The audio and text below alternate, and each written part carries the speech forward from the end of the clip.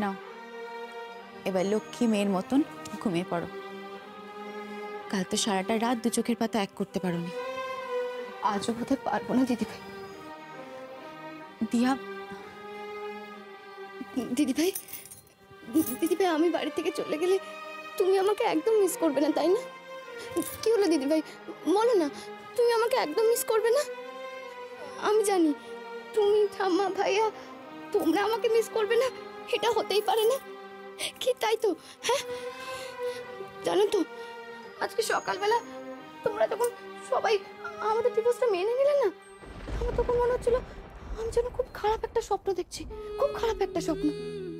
কিন্তু আমি জানতাম আমার ঘুমটা ভেঙে গেলে সব ঠিক হয়ে যাবে, সব আগের মতো হয়ে যাবে। কি দিদি ভাই, তাই না?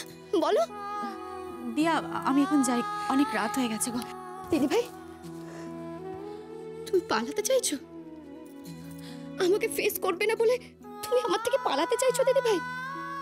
কি হলো, কি হলো বলো দিদি ভাই, তাই না? দিদি ভাই, আমি যখন প্রথম এ বাড়িতে বিয়ে হয়ে এসেছিলাম তখন তো তুমি আমাকে বলেছিলে আমি তোমার থেকে সম্পর্কে বড় হলেও আমি নাকি তোমার ছোট বোনের মতো। কি দিদি ভাই তুমি বলেছিলে না? তুমিও বলেছিলে আমি যেন তোমাকে শুধুমাত্র দিদি ভাই বলে ডাকি। তাহলে আজকে তোমার ছোট বোনের এই বিপদের দিনে তুমি কেন তার পাশে দাঁড়াচ্ছ না দিদি ভাই? কেন দিদি ভাই, কেন? চোখের সামনে দেখছো আমি নিঃস্ব হয়ে যাচ্ছি, আমি শেষ হয়ে যাচ্ছি, তার সত্ত্বেও তোমার হাতটা কেন বাড়িয়ে দিচ্ছ না দিদি ভাই?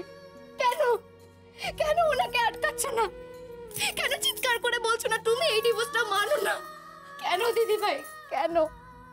কি তিস্তা, তুমি এখনো এখানে ঘরে যাওনি? না মা, এই তো যাচ্ছি।